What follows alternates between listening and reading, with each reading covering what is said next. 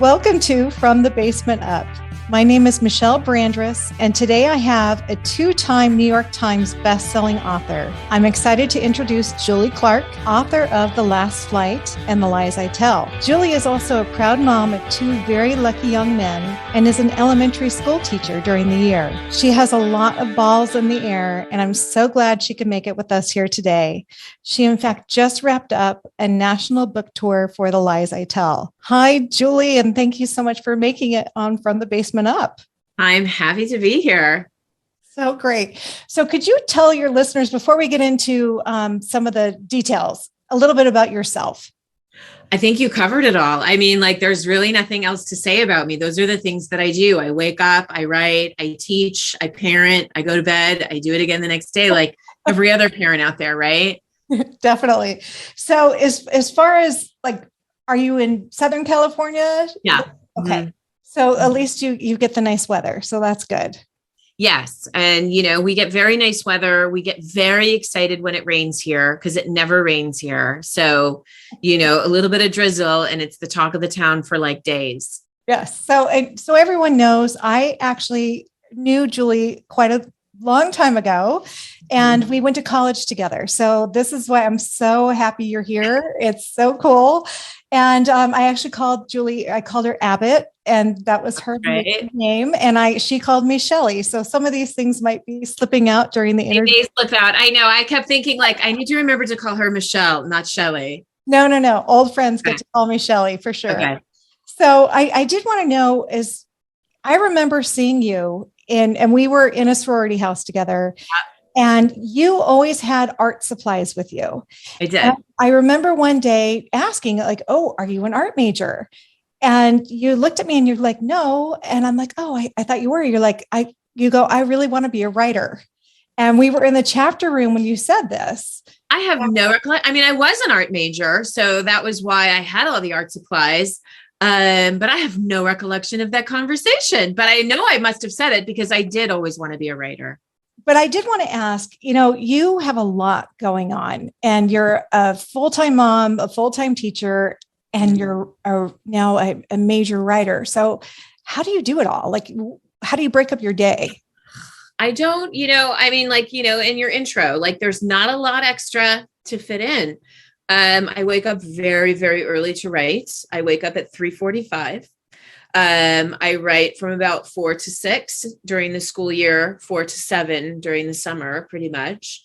And then I go about my day, and so it's getting boys up, getting them off to school, going to teach after school. It's, driving boys this place, that place, violin lessons or whatever it is they've got going on. And I'm exhausted. I'm cooking dinner and going to bed. And I want to say I'm usually asleep by 9. Sometimes I drift away a little earlier. Wow.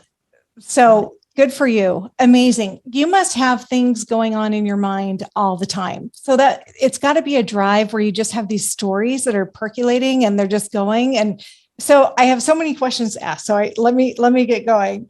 How do you organize your thoughts? Oh, that's a hard one. And honestly, I don't know if I'm very good at it. When I'm working on a draft for a book, I have a hard time remembering things. And I always think to myself, I should write this down. And then I tell myself, I don't need to write this down. I'll remember. And I think those two words, I'll remember, are the song of any single harried mom, which is you won't remember, the narrator chimes in, readers, she doesn't remember. But I think I don't, to remember things, you have to do them over and over and over and over again. And so that takes time. I have a lot of lists. I write things down on a lot of lists. I compartmentalize, which makes it easy to remember things if I'm in the right place. So if you're asking me to do something for school, but I am in my writing space, I won't remember it. If you're asking me to do something for writing when I'm in my school space, I won't remember it. So, context and location is really important for me. That's sort of how I remember things. If you're asking me on the go, it'll be gone. Gone. And what grade do you teach? 5th grade. Okay. Wow. So you have a lot of homework to grade as well. No, I don't give homework. I don't believe in homework. So the only thing that my students have to do is read every night. They must read. That's their only homework. Good for you. And Yeah. actually good for those kids. I love your characters. And I was looking, and I love how they're female and they're kind of anti-heroes in a way, or they're like the Me Too movement. And I'm just curious, like, where do you come up with the characters? How do you do it? It depends. So for The Last Flight, which is a story of two women who meet in an airport, they're both on the run from something and they decide to trade plane tickets as a way to disappear. With that one, I really was interested in figuring out or imagining a scenario in which a person could disappear in our sort of tech saturated world. Can it happen? Can you do it? And so at that point, I created a character who had a lot of money and a lot of access and a lot of privilege and still was in a really bad situation. And so how would she go about disappearing, getting a new identity, getting new papers, figuring out a way to disappear? And of course, that falls apart. And then with The Lies I Tell, I was more interested in the idea of a female con artist. And I didn't want to write a sociopath. I mean, I think most con artists are sociopaths. They're not good people. And I didn't think that would be very compelling reading. I am a firm believer that, the women that I write on the pages of my books are going to be strong, smart, savvy, reliable to the extent that they want to be reliable. But they're not suffering from mental health problems. They're not suffering from substance abuse. I feel a responsibility to put real people on the page, but also I feel a responsibility as a mother and a woman and a teacher that the women that I portray are, capable and have agency and aren't, locked behind a door, playing the victim or being a victim. Because the women that I know in my life aren't that way. We all have our struggles and we all have things, and I do have friends who suffer from mental illness and, substance abuse, but, they have agency and they have a lot to contribute. And I didn't want to write, kind of weak female characters. So with that, I wanted to write a female con artist who was going out there sick and tired of, the men in the world getting away with all of the bad behavior. And she wanted to be able to take some of that power back. I think that we all have people in our mind who maybe deserve some serious consequences, and we're all a little tired of waiting for it. And so my main character, Meg Williams, goes out and makes that happen. I loved her. Love her. Yeah, me too. Absolutely. Okay. So then my question was like, how did Julie find out how to do all this stuff? This is some sneaky stuff. I'm like, wait, where did she figure this out? So yeah. How did you do that? I don't know. You just kind of go down a rabbit hole of like, all right, what could she do? I mean, when you start letting your mind think about things like, how could I con people? You start really making a list of like things that would need to fall into place in order for your whatever con is to work, And so my goal was really for Meg to not steal anything from anybody. She worked to convince them that they needed to give it to her for whatever reason. And so whatever it is I wanted her to have, I needed to figure out a way for her to be given it by somebody so that they couldn't go back and report her to the police, because the first question the police would say was, did she have your permission to use that credit card or bank card? And the answer is, yeah, so, okay. Yeah. Okay. Hard to prosecute. That's what I was going for. Hard to prosecute. No, and I love that. So like you just show the reverse engineering here. Yes. Yeah. Did you get any consultation from a lawyer on any of these things? I did. I mean, I talked to attorneys about, especially when she starts using like fictitious business names as a way to kind of shield herself, which is something that people do a lot of. Sure. There was a con artist down in Orange County, a woman who said she was a CPA, but she wasn't a CPA, who did the books for a lot of different small businesses. And she set up a DBA called Income Tax Payments. And so she had, she had them writing checks to income tax payments and depositing it into a Bank of America account. And, yeah. It happens. It happens. So, DBAs were something that I definitely wanted to use and exploit. And so I had to consult with some attorneys about, how they work specifically in California, because that's where sort of the main story takes place. Okay. So how many books have you written? 4. 3 of them published. Okay. And 1 in a drawer. One in a drawer. And then which one's your favorite? Oh, that's hard. That's like saying which child is your favorite, right? Like you like all for different reasons and Sure. better or worse on different days, depending, Okay. Yeah. So the one in the drawer, is that still being worked on? No, that was sort of like my Can I Do It book, and I think every author has one that is sort of like, I want to write a book. I don't know how to write a book. Can I do it? And so you figure out you can get, 80,000, 90,000 words, 300 pages. And you realize like, okay, yeah, I can do this. Now I really want to do it for real. So for listeners out there, if someone wants to get published, I'm sure this is the $1 million question you get asked all the time. How do you do it? At first you need to decide what kind of published you want to get. There are lots of different ways that you can become published. So you can go the traditional route, which is what I did, and go with a big traditional publisher who's going to pay you in advance and pay you royalties and pay for all the marketing and pay for all the promotion and pay for the book tour and pay for the cover art and advertising and all of those things. And that's hard. That's really, really hard to get there. You have to get a literary agent who's the sort of gatekeeper between you and the publisher. And getting a literary agent is very, very hard. That can be years and years in the making. And then from there, once you get a literary agent, then your literary agent submits your manuscript to publishers and editors at some of the big houses.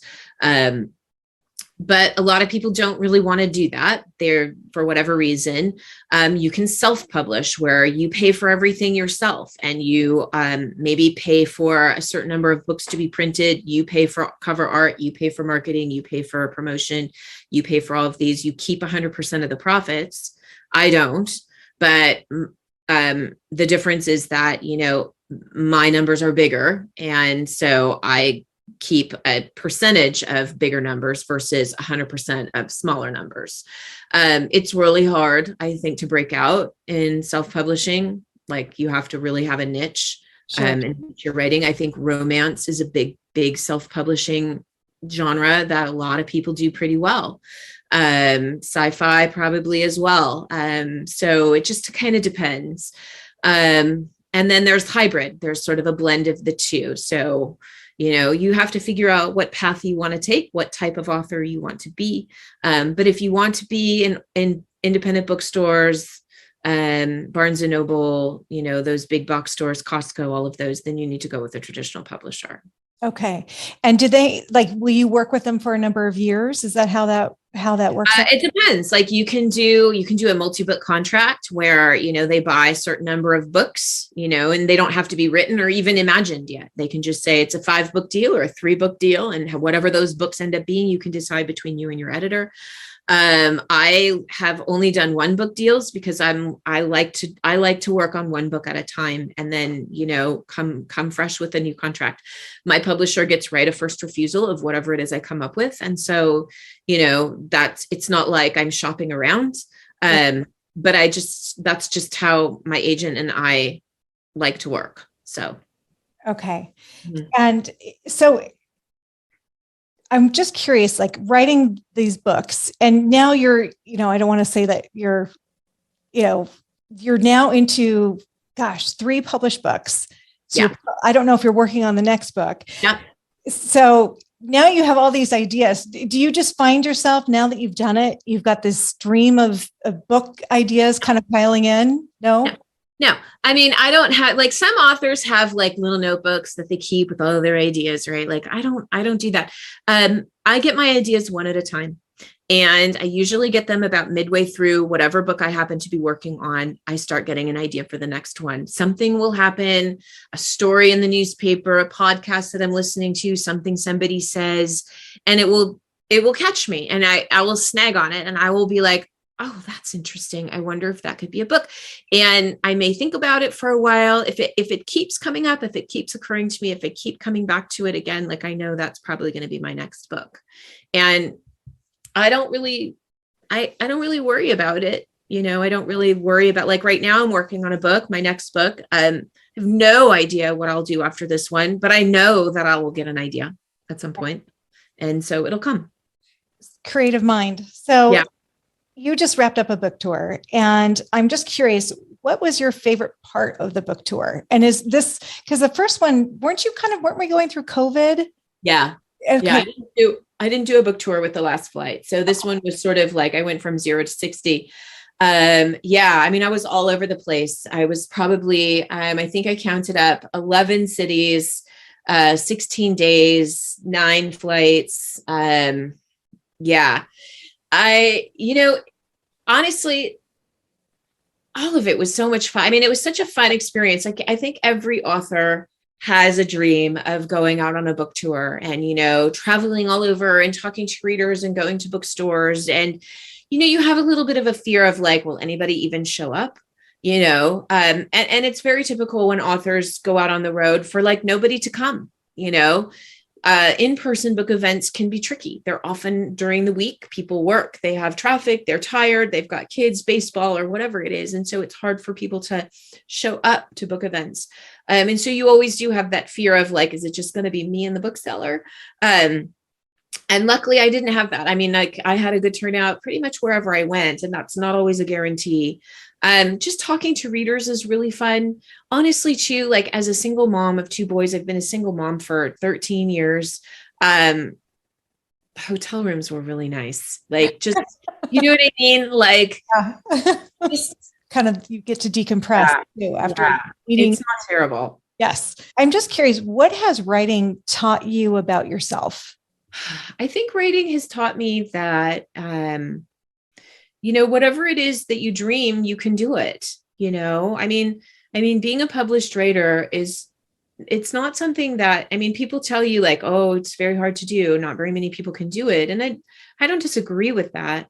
But I also know that it taught me that, I can stick with it and stick with it and stick with it. And, if it's an enjoyable thing to do, which it is for me, it's fun, that it's not wasted time. I just keep thinking of you with your blue art bin. And yeah, I still have that blue art bin. And I just remember you're such a positive vibe. Always. You always did. And I really am a true believer that if you just keep trying and have that positive vibe and problem solve, you can make things happen. So yeah, I do believe that. And I do believe also that the universe will put in your path the things that you need in order to do what you need to do. Like, I do believe that if you can figure out a way to work with the hardships that come your way versus resist against them, things will pass a lot easier. You may not always get everything that you want, but you have to trust that the universe is giving you exactly what you need, exactly when you need it. And it might not be what you want.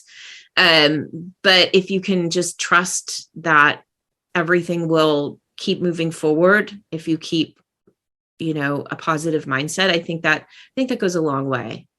And I'm curious about the book that's in the drawer. So did that one get rejected? And if it did, how did you rebound? How did you?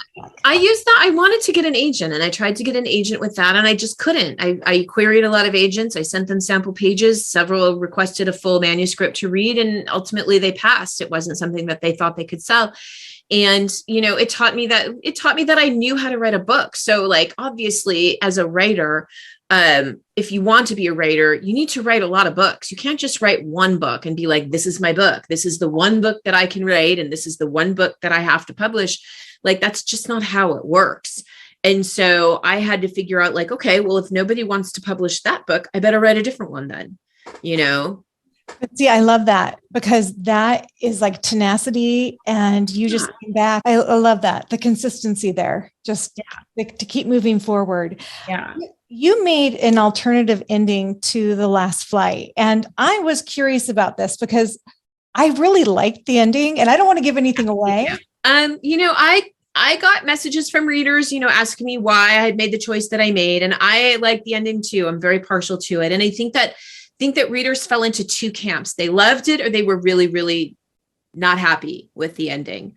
And so, I haven't come across a reader who was neutral about it. Right. So you're either one or the other.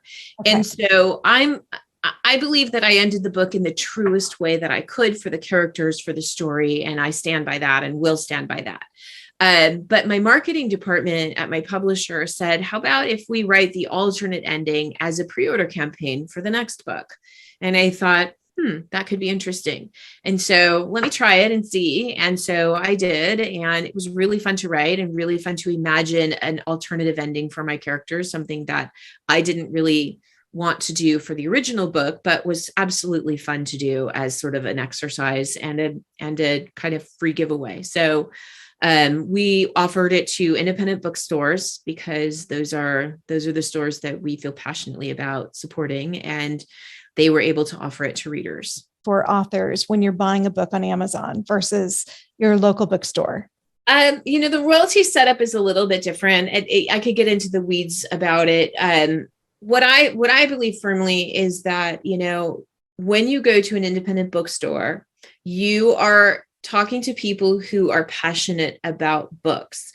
And if you go to the same bookstore and build a relationship with your local bookstore staff, they get to know you as a reader too. And so you'll walk in and they'll say, oh, Shelley, we know you loved this book. So, this one just came out and you should try it. I mean, they hand sell books. They know their market, they know their product, and they know their clients, they know their customers. My first thing is read the book however is comfortable for you. If it's a physical copy, buy it from a bookstore if you can.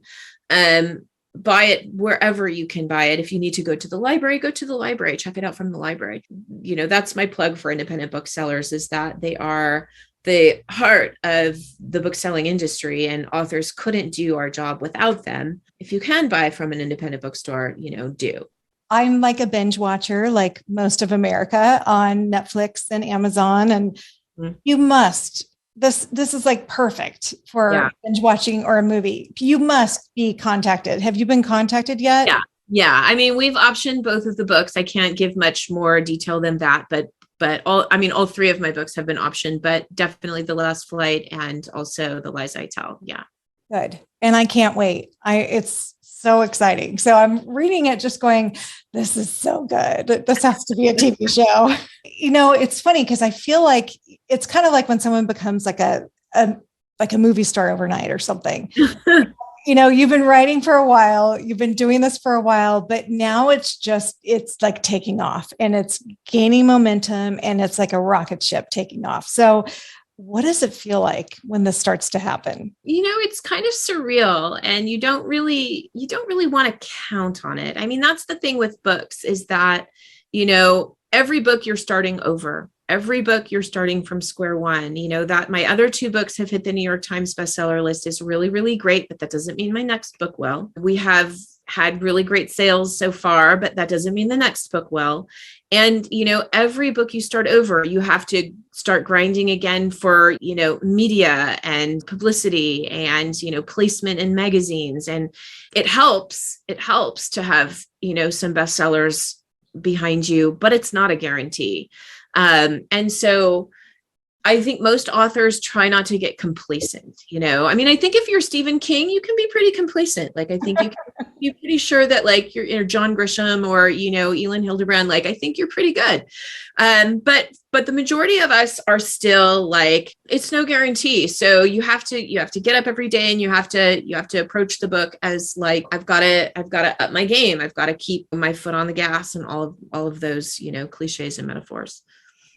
I love how you are supporting I watch you on Instagram and you're always supporting other women authors and, read this. This is a great read. And I love that collaboration. And it's just all ships are rising, together.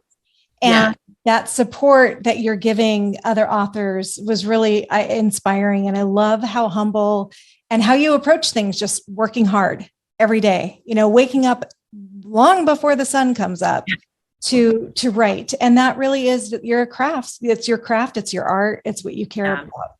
Yeah. I mean, writing, the writing community is a small community, and, it's best to, collaborate and work together. We need each other. There's plenty of space on the shelf for everybody. You've got to support other people because that's like that's how you build a community, you know? Absolutely. And one thing as well, you have a website, julieclarkauthor.com. If there's one big lesson you could share with the listeners, what would that be? Like about writing or Just anything. I think no is a complete sentence. I mean, I think that as women, we are preconditioned to be people pleasers. We don't want to let anybody down. We also are the ones that manage all the behind scenes 90% of the time. We do all the emotional labor for our families a lot of the time. And so, you know, we have a hard time saying no to people. We have a hard time letting people down. We have a hard time not contributing to this or that or whatever it is. And I think that you have to learn how to say no. You have to learn that no is acceptable and to know your limits, that, you know, whatever your priorities are, you have to be able to say, I can't do that. And you don't have to give a reason why. That's the other thing. You don't have to justify it with a lot of reasons and a lot of rationale, like just, I can't do that. And I'm really, really sorry. Please think of me again next time. Good advice. Definitely. As far as words to live by, a mantra, anything, do you have just a little snippet that you'd like to share that you kind of look at every day or think of? Yeah, I mean, I have a card on my wall, and I think it's Lennox Lewis who said it, but I can't verify. But it just said, it may go unnoticed by many, but there is a ton of work between very good and great. Excellent. Julie, I am so amazed with everything you're doing, and your books are so fun to read. I have just really enjoyed it. I have my little lounger on my front porch, and I get your book and I go out there and I just hang out with my dog. It is like my happy place. So everybody out there, just when you get a chance, go to julieclarkauthor.com and sign up for the newsletter. Thank you so much for coming on. It is so good to see you. It's been such a long time. I know. This was a treat. I'm so happy. Absolutely. All right. Thank you. Thank you to our listeners for joining us for today's episode. And thank you to my amazing producer, Emily Flanagan. She deals with all my shenanigans. Julia Augustino, thank you for the amazing composition that you have made for the podcast. And listeners, feel free to check us out on our social media channels. Don't forget to give us a 5-star review. And you can also visit us on FromTheBasementUp.com. Thank you so much.